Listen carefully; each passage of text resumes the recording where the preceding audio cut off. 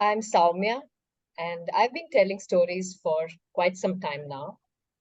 This story, which I'm going to tell today, I've already told in the last year's CSF, but I thought I would like to share it here again because in this telling, perhaps I wanted to know if it would give me newer insights. The great Buddhist scholar Padmasambhava had said, if you want to know about your past life, look at your present conditions. If you wish to know about your future life, look at your present actions. This is a tale from Tibet, and it is a tale of forgiveness. Once there was a boy whose name was Tashi. He lived with his father and mother in a village. They were poor and they barely could find food to eat. And the kind of food they got was what they caught. Yes, his father was a hunter, and he would have to go out almost every day to catch food for their daily sustenance. This troubled Tashi very deeply. Father, please, I cannot eat food that is killed. Please, I would rather live on berries and fruits. He begged his father every day, but his father could not understand this boy. What do you mean, Tashi? You, you are born to a hunter. We have to kill and eat. Your mother waits eagerly for me every evening for the food that I can hunt and bring. And here you are saying you will eat fruits and berries? What kind of food is that? And in any case, when we give prayers to the Lord, we can always say that this food has been blessed and then we can eat that. Why do you worry so much about killing? Yes, Tashi. Yet Tashi was deeply disturbed about killing. He did not want to kill even one animal. One morning, his father dragged him to the top of a mountain. With a sling in his hand, they waited for their for for an animal to cross their path. And it did. A large hare could be seen at the corner, through the corner of their eyes. And Tashi, he waited, not knowing, humming to himself the only song that gave him comfort.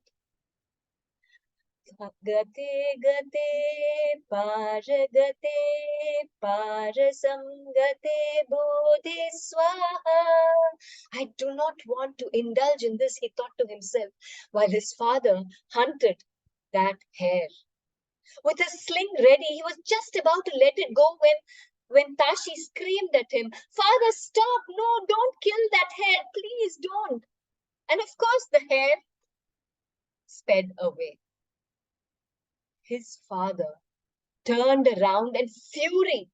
He was infuriated. His eyes burned with anger. How dare you? Tashi, what have you done? That was 3 days worth of food that you have chased away. Why? Why did you do this? Oh, Tashi, if I could. And he looked around for a stone, picked it up, and was going to hit his son with a stone. Yes, he was going to throw that stone at his own son, without even one thought that it could kill his son. Tashi ran from there. He fled for his life and finding a gap in the wall of the mountain, he slid into that gap, into a cave. And just as he was sliding into the cave, his father's stone found its mark on his leg and his leg started bleeding. Tashi pulled himself into the cave and sobbed from inside, Please, Father, forgive me. Please, please. While outside the cave, Tashi's father yelled and screamed in anger, cursed him, and left from there, leaving the young boy inside the cave. A long time passed, and Tashi did not know Whether it was morning or night, he was tired, his legs ached. When he heard sounds outside the cave, thinking it was his father, he called out, but another voice and another face peeped in through the slit. They helped him come out of the cave. They were monks, wearing the ochre robes. They pulled him into their group, heard his story, felt sorry for him, gave him food, looked after his hurt leg, and invited him to join them. At this moment, Tashi, he thought of what had passed, and he knew he could not go back. He decided to join the monks. The monks took him along with them, and as they traveled across the mountains and reached a monastery, they seemed to be welcoming him into their folds. Tashi, whose heart and mind was filled with words of the Great One, the Enlightened One, intuitively felt himself being pulled towards the people who had rescued him. There he heard so many words of compassion and kindness and forgiveness. He wondered whether he could forgive. Then he heard the great monk, their abbot, talk about the Buddha's words, where the Buddha told them that one can never dip into the river twice. One can never visit a river twice. And that resonated with Tashi. As the river flowed, Tashi flowed from that moment into his future. He decided not to go back to his father. And he decided that he would look for his sisters. Oh yes, he had 3 sisters. And with the help of the monks in that monastery, he went looking for his sisters. But when he reached his sister's house, no one could recognize him because he wore the orange ochre and his eyes looked very different. Except that his youngest sister, noticing that smile on his face, welcomed him as the brother she knew she had from before. And the 3 sisters got together to gift Tashi a horse. And they allowed Tashi to go on his way. For though they invited him to stay with them, he could not. He had to find his own. And with the horse, Tashi made his way across the plains, alone in those desolate regions. Just himself and that horse. He took care of his horse with such deep love. He begged forgiveness for all the animals that had been killed by his father and all the animals that he had eaten. In this caring of that animal, he felt he had shown his true self and begged for forgiveness. Until one night, he had a very strange dream. In that dream, the horse spoke to him and said, "Kill me, Tashi. Take my hair and throw it in the wind. Let it fly. Take my skin and spread it on the meadows. Do this thing for me, Tashi." Tashi woke up from that nightmare and couldn't believe that the horse that he loved was asking him to do this. How could he? He had run away from this very killing. How could he kill his horse? But for 5 days, Tashi had the same dream. And when he could not get himself to do this, the 6th day he found his horse, yes, his beloved horse, was not near him, but at the bottom of the cliff. He realized the horse had given himself up for Tashi. Sobbing and crying for his beloved horse, Tashi removed the hair of the horse and spread it in the air, removed the skin and spread it on the meadow. The hair turned to sheep and cattle. The skin turned to a fabulous palace, a magnificent palace. And Tashi knew now he was rich. But what is a palace and cattle and richness if he could not share it? He was once again reminded of his father and his mother, and how the river flows and you cannot put your feet into the river twice. So he decided to go back home, to the home that he had known as a child. He arrived at his village. Nothing seemed to have changed, and everything seemed to have changed. Or is it that he had changed?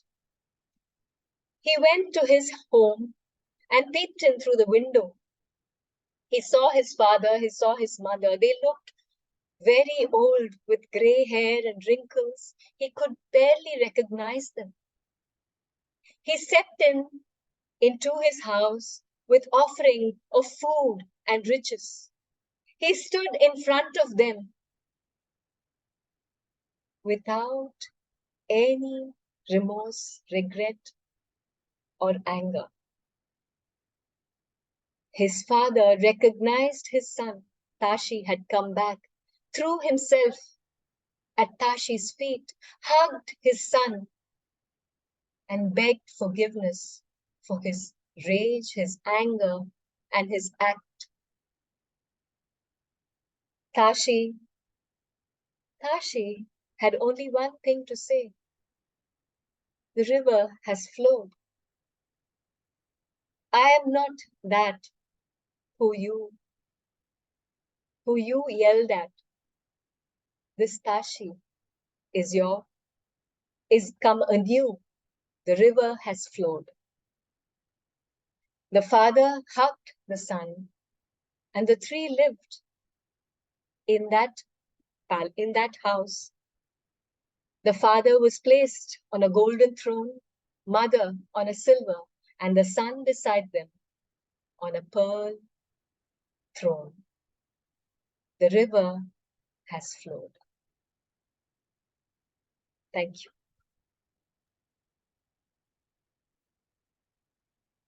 Okay. So beautifully told.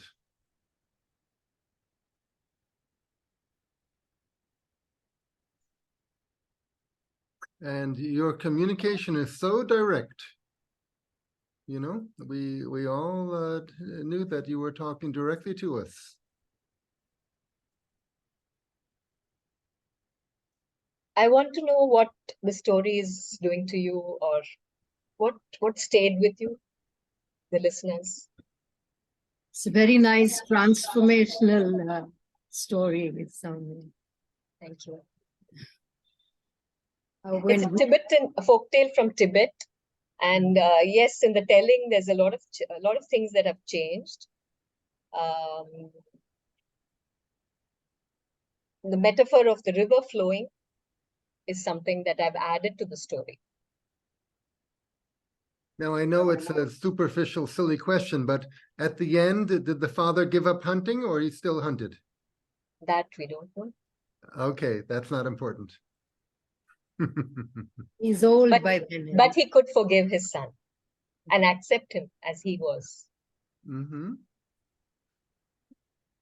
Okay, well, to me, the horse stands out, and horse often can be seen as representing energy and vitality and one's, one's life source, energy source.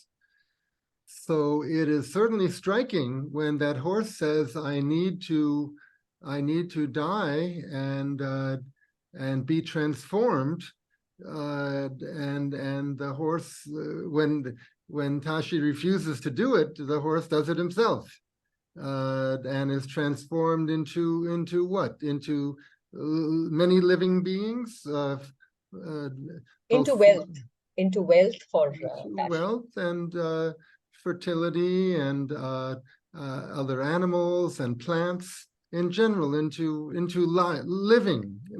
living things. Yes. Mm-hmm. Abundance. Yes. Abundance. So that's the central paradox of the story for me, because the Tashi is so against killing, but then it turns out that his horse needs to be killed. Yes. So there is a belief in the Tibetan people that if the person who is killing has mercy inside them, there is a purpose for that killing, because we need nourishment. We take nourishment. So this is the whole the exchange, that we take that nourishment. We need to kill for a purpose, but do it with mercy in our heart. Then we are giving that animal the that quality in its birth. It becomes filled with mercy when it is reborn. And in this case, the horse wanted to be killed. Yes. Requested to be killed. So the horse knew that a transformation was coming and was needed.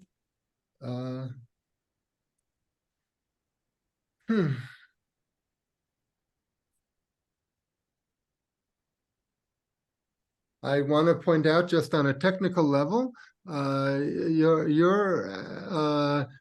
acting, the way you look into the camera and communicate directly with your listeners, especially when you were playing a character, you're playing the father, and the father, how dare you, to his son, right?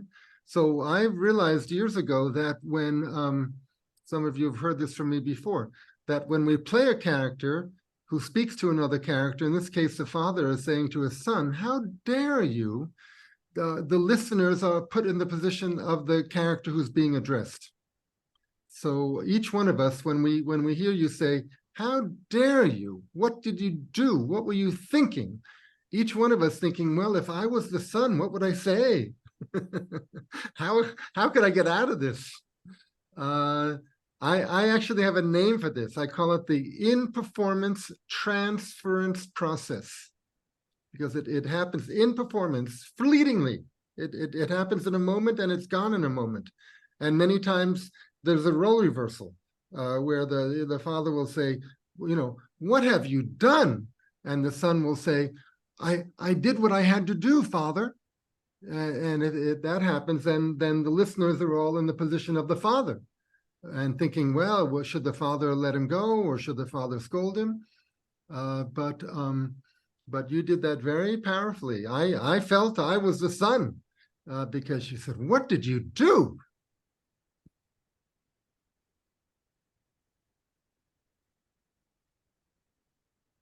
Anybody else? Any questions, comments?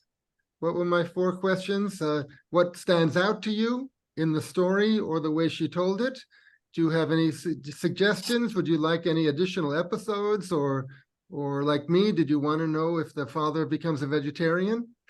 Does it remind you of anything in your own life? Or does it remind you of any other story? And then finally, what is one of the many takeaways that you might get from this story? Anyone want to answer any of those questions? Alistair, I want to thank you for joining us, and I know you're a scholar, so I'm sure you have some response to Sowmya's story. Yes, I was delighted by the story, and particularly the transformation of the horse. That stays with me because horses are very special to me, having grown up in Alberta, in Canada's West. And so the idea that the horse would sacrifice itself for someone who loves it is very powerful, and I think that we're often in situations when we sense that we must make sacrifices for a higher good, a higher power of some kind, and that was brought home to me in that telling. Thank you, Sowmya. Thank you. Thank you. There are numerous Jataka tales where like some animal gives herself up to a tiger, so the tiger will not eat her children or something like that. There are a number of Jataka tales are also used to illustrate Buddhist teachings.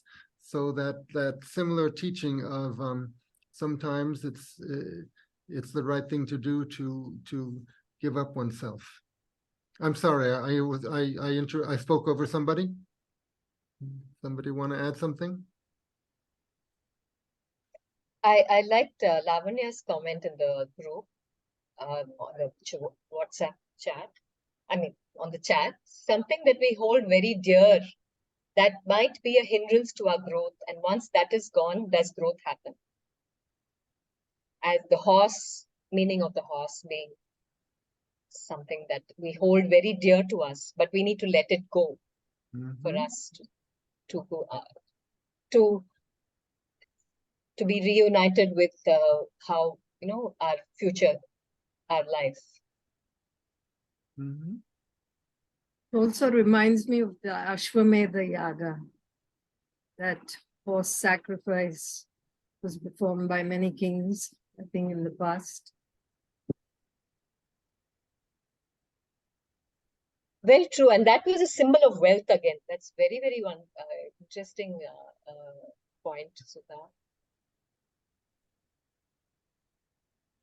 Okay, Sowmya, thank you so much. Thank you. Thank you very much. You've really developed so much as a storyteller over the years. Thank you.